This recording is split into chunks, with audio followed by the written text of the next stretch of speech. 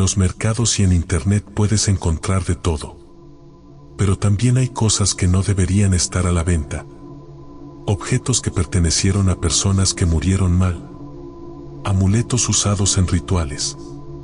Muñecos encontrados en casas abandonadas. Y piezas antiguas que han pasado de mano en mano, dejando una sombra en cada vida que tocan. Muchos los compran por curiosidad. Otros porque estaban baratos.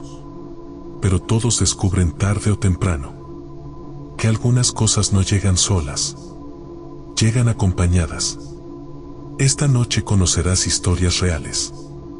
De objetos malditos que jamás debieron ser tocados. Bienvenidos a Historias de Terror Real.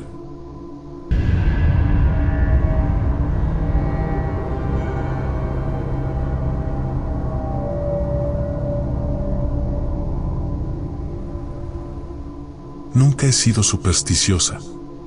Siempre pensé que las cosas malditas o embrujadas eran inventos para asustar o vender más caro. Pero después de lo que me pasó con ese anillo, ya no estoy tan segura. Todo comenzó un domingo cualquiera, en el mercado de San Juan de Dios, aquí en Guadalajara. Fui con una amiga a comprar unas cosas para revender, y mientras ella veía ropa, yo me quedé en un puesto de antigüedades. Tenían relojes, figuras religiosas, anillos, cadenas, cosas viejas, pero con un toque interesante. Había un anillo de plata, muy bonito, con una piedra oscura que parecía moverse con la luz. Le pregunté al señor cuánto costaba y me dijo: ese anillo no lo tengo en venta, muchacha. Pero si te gusta, puedo dejártelo con una condición. Me reí pensando que era broma. Pero el hombre no sonreía. Tenía los ojos hundidos y hablaba despacio, como si pensara cada palabra. Dicen que ese anillo atrae el dinero, pero hay que saber usarlo, me dijo. No lo uses más de 3 días seguidos. Pensé que era parte del cuento de vendedor. Me lo dejó barato, 70 pesos, y me fui contenta. Esa misma semana lo usé para ir al trabajo. Al día siguiente, me encontré un billete de 500 pesos tirado junto a la banqueta. Lo recogí, vi alrededor, nadie parecía haberlo perdido. Me reí recordando lo del vendedor. El jueves, otra coincidencia, una clienta me compró de golpe casi toda la mercancía que llevaba días sin poder vender. En menos de una semana había recuperado más del doble de lo que había gastado. Pero el domingo, algo cambió. Mi vecina, doña Marta, una señora que siempre me saludaba al salir, tuvo un accidente, se cayó por las escaleras y se rompió la pierna. Lo curioso fue que yo estaba justo frente a su puerta, con el anillo puesto, cuando escuché el golpe. Esa noche me sentí rara. El anillo estaba helado, aunque hacía calor. Intenté quitármelo, pero no salía, se había ajustado como si me apretara. Dormí mal, tuve sueños con gente que no conocía, todos extendiendo la mano, pidiéndome algo. Al otro día, mi mamá me dijo que una prima había chocado en la carretera. Nada grave, pero el susto fue fuerte. Ya no me pareció casualidad. Intenté dejar de usar el anillo, pero cuando finalmente logré sacarlo, me dejó una marca negra alrededor del dedo, como si me hubiera quemado. Lo guardé en una cajita. Pasaron unos días y todo parecía volver a la normalidad. Pero un viernes, al hacer limpieza, abrí la cajita sin pensar y el anillo estaba tibio, como si alguien lo hubiera tenido en la mano. Esa misma tarde me encontré otro billete, esta vez de 200, en el piso del camión. Lo dejé ahí. Ya no lo quise tocar. Esa noche, soñé con el vendedor del mercado. Estaba detrás de su puesto, pero el fondo era completamente oscuro. Solo me dijo: si el anillo te da, también te quita. No lo ignores. Me desperté con un grito. Fui al mercado el siguiente domingo, decidida a regresarlo. Pero el puesto no estaba. Ni el señor, ni las cosas viejas. Pregunté a los otros vendedores y nadie lo recordaba. Una señora de otro local me dijo que ese tipo de anillos los traen de casas donde la gente muere sola, que algunos se cargan con la energía de quien los usó. No sé si creer en eso, pero desde entonces, cada vez que toco esa cajita, escucho como si cayeran monedas dentro, aunque está vacía. No he querido tirarlo. Algo me dice que no se puede. Solo lo guardo, bien cerrado, en el fondo del closet. Y cada vez que tengo problemas de dinero, siento que me llama. Como si me ofreciera ayuda a cambio de algo que todavía no entiendo.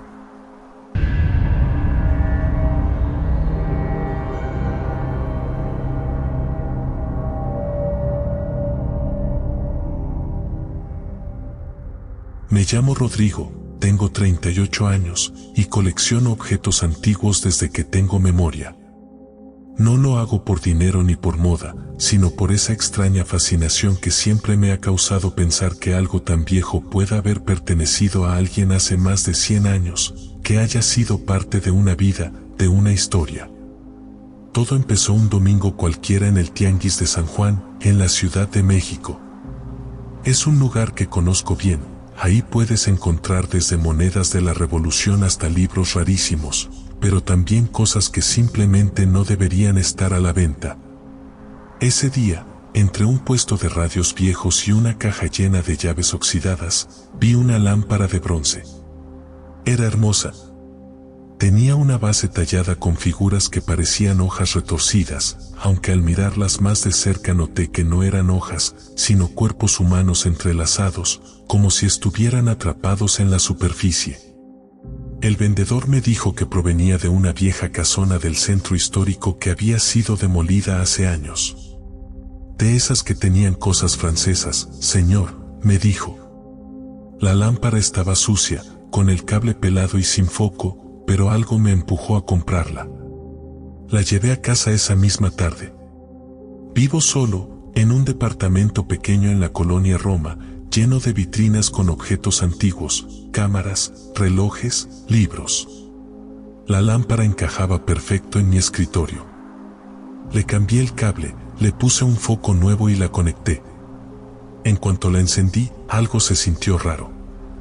La luz era tenue, amarillenta, pero más que iluminar, parecía absorber la claridad del cuarto. Y entonces lo noté, en la pared, justo detrás de mí, se proyectaba una sombra que no correspondía a nada ni a nadie del lugar. Era una figura humana, delgada, de hombros caídos. Estaba ahí, quieta. Pensé que podía ser un reflejo, un efecto óptico, algo que venía de la calle, así que cerré las cortinas. La sombra siguió ahí. Apagué la lámpara, y la sombra desapareció.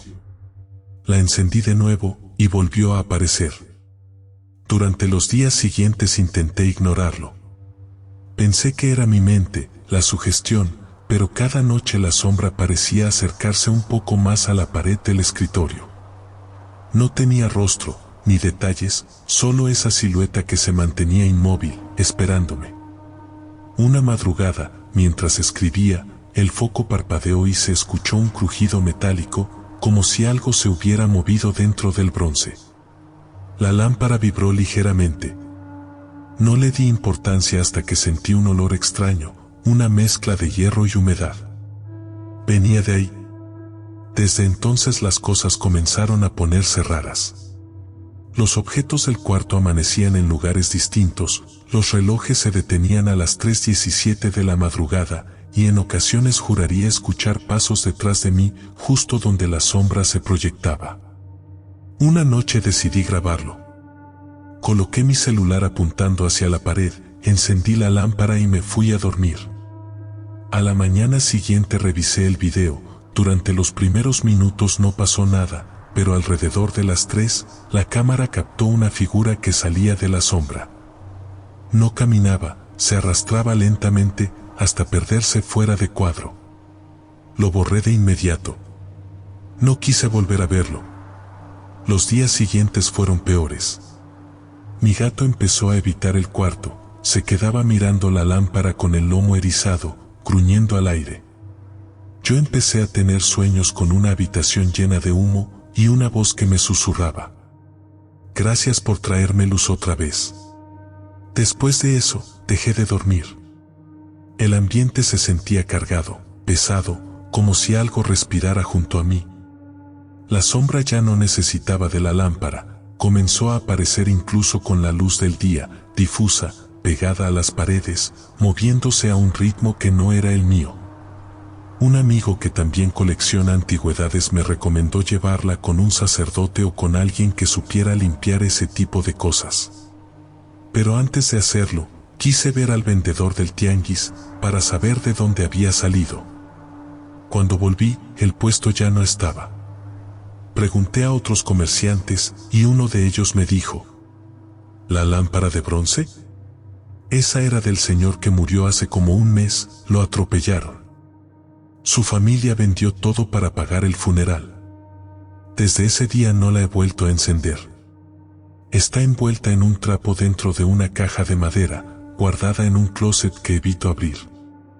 Pero aún así, algunas noches, la luz amarilla se filtra por las rendijas, como si algo siguiera encendiéndola desde adentro. Y lo peor es que a veces, incluso sin verla, puedo sentir su resplandor detrás de mí.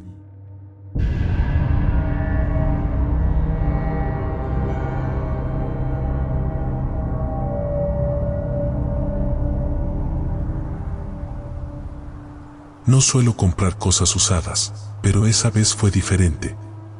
Cerca del mercado viejo de Tuxtla hay un tianguis donde venden de todo: herramientas, libros, ropa, cosas antiguas.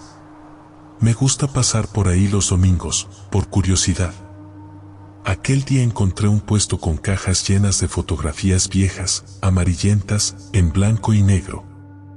El señor que las vendía me dijo que venían de una casa que habían demolido en el centro, una propiedad antigua, de las que todavía conservan pisos de mosaico y techos altos. Compré una caja por 100 pesos. Me pareció un buen precio para tener material para mis collages y proyectos de arte. Esa noche, ya en mi casa, empecé a revisar las fotos una por una. La mayoría eran retratos familiares de los años 60 o 70, cumpleaños, bodas, retratos de estudio con fondo de cortina y rostros serios. Pero hubo una que me llamó la atención. Era una foto de familia frente a una casa de campo, quizá un rancho. Había un hombre, una mujer y 3 niños, todos mirando al frente. Hasta ahí, nada raro. Lo que me inquietó fue algo que aparecía detrás de ellos, entre la sombra de los árboles, una figura alta, muy delgada, con el rostro completamente borroso, como si el negativo se hubiera movido al momento de revelar la imagen. No parecía un defecto de la cámara. La distorsión tenía forma, casi humana. La dejé a un lado, pero esa imagen se me quedó en la cabeza. Esa noche soñé con un camino de tierra y una casa vieja. En la puerta estaban las mismas personas de la foto, inmóviles, mirándome. Detrás de ellos, en la sombra, se movía algo. No lo veía claramente, pero sabía que estaba ahí. Sentí que me observaba desde muy cerca. Desperté sudando, con esa sensación extraña de que el sueño no era solo un sueño. Durante la semana, seguí viendo la foto de vez en cuando. No sé por qué lo hacía, era como si algo me obligara. Una tarde noté algo que no estaba antes: la figura borrosa parecía más definida. No mucho, pero lo suficiente para distinguir un contorno, una especie de cara, o lo que intentaba parecer una. Pensé que era mi mente, o el reflejo de la luz. Pero el malestar se hizo más fuerte. En casa se sentía pesado el ambiente. Los cuadros se caían sin razón, el refrigerador se abría solo, y por las noches escuchaba pasos lentos en el pasillo. Intenté no relacionarlo con la foto, hasta que una madrugada desperté de golpe, con la certeza de que alguien estaba de pie junto a mi cama. No me moví. Solo sentí una respiración húmeda, muy cerca del oído. Cuando encendí la luz, no había nadie. Pero la foto estaba sobre mi buró. Yo la había dejado guardada en una caja, en otro cuarto. Al día siguiente, la llevé de regreso al tianguis. Le conté al vendedor lo que había pasado. Solo me miró con una calma incómoda y dijo: «Ah, esa caja era de una casa donde murió toda una familia. Un rayo cayó sobre el techo y los encontraron así, juntos, justo como en la foto». Me quedé en silencio. Desde ese día no volví a ir a ese mercado. Pero a veces, cuando apago las luces por la noche, me parece ver un reflejo en el vidrio de la ventana, una silueta alta, borrosa, de pie, justo detrás de mí. Y lo más inquietante es que cada vez se distingue mejor.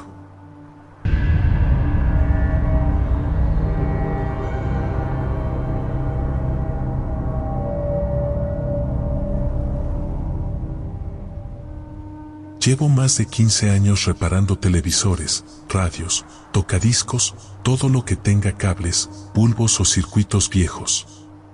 No lo hago solo por trabajo, me apasiona devolverle vida a esas piezas antiguas que muchos ya dan por muertas. Por eso, cuando encontré aquel televisor de bulbos en una casa vieja en Pachuca, no dudé ni un segundo en comprarlo. Era un televisor Philips de los años 50, de esos que parecían muebles de madera más que aparatos. Tenía la pantalla redondeada, botones metálicos y una capa de polvo que delataba décadas sin uso.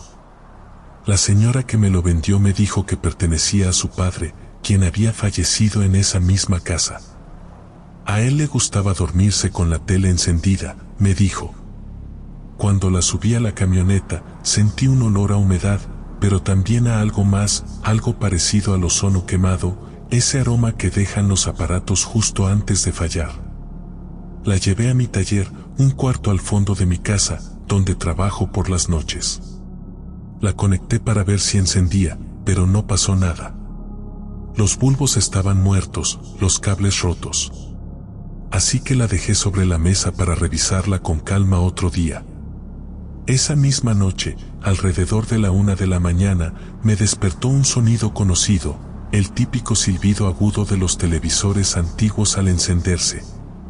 Me levanté medio dormido y bajé al taller pensando que quizás había dejado algo conectado. Cuando abrí la puerta, vi el resplandor azul parpadeando dentro del cuarto. El televisor estaba encendido, mostrando una estática densa, gris. Lo primero que pensé fue que algún cable había hecho falso contacto, pero cuando me acerqué, vi que no estaba enchufado. El cable de corriente estaba suelto, doblado sobre la mesa, y aún así la pantalla seguía viva, llenando el taller con ese brillo fantasmal.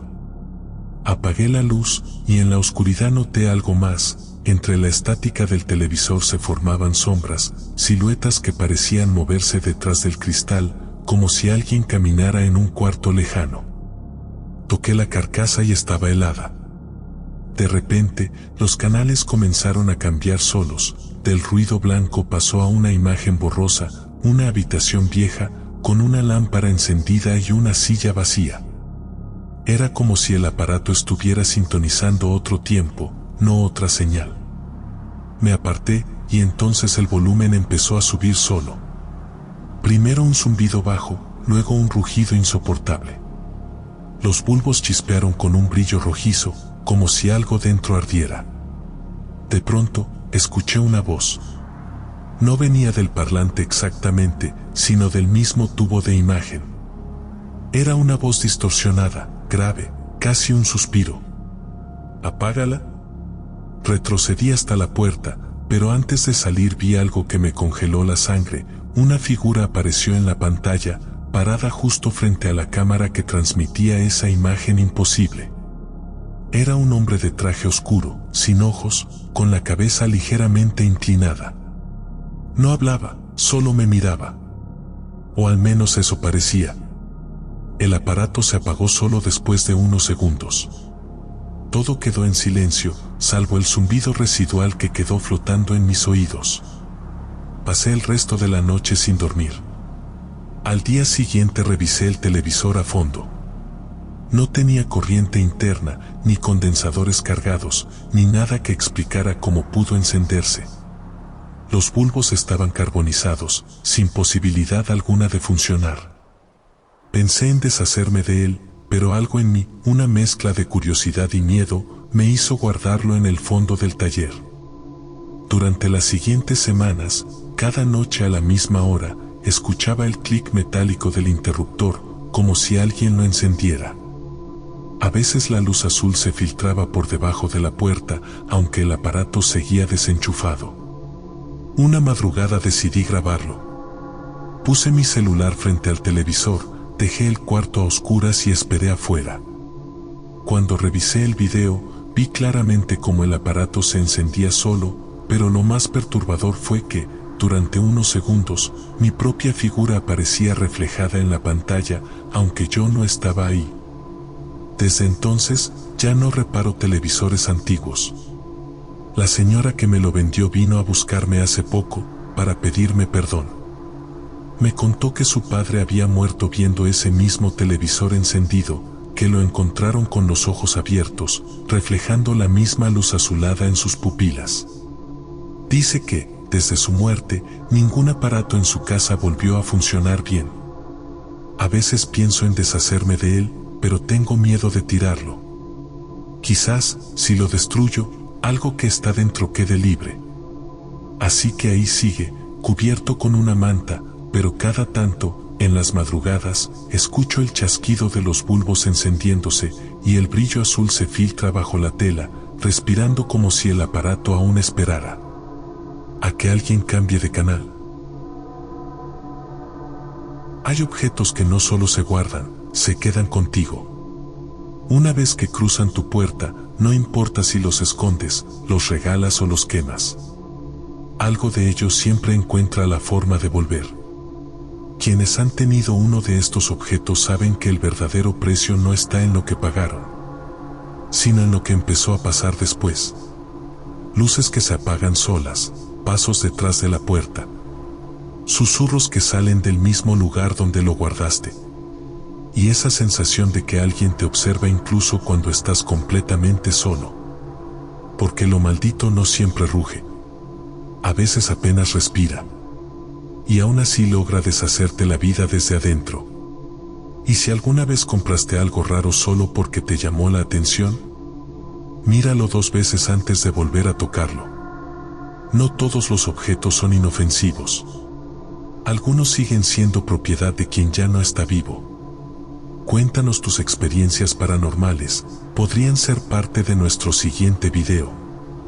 Puedes enviarlas al correo historiasdeterrorreal0@gmail.com, porque tu historia merece ser escuchada. No olvides suscribirte, dejar tu like y activar la campanita, así serás parte de esta comunidad donde el miedo nunca termina. En pantalla te dejamos algunos videos que podrían interesarte, pero cuidado, escúchalos solo si te atreves. Porque lo real siempre da más miedo.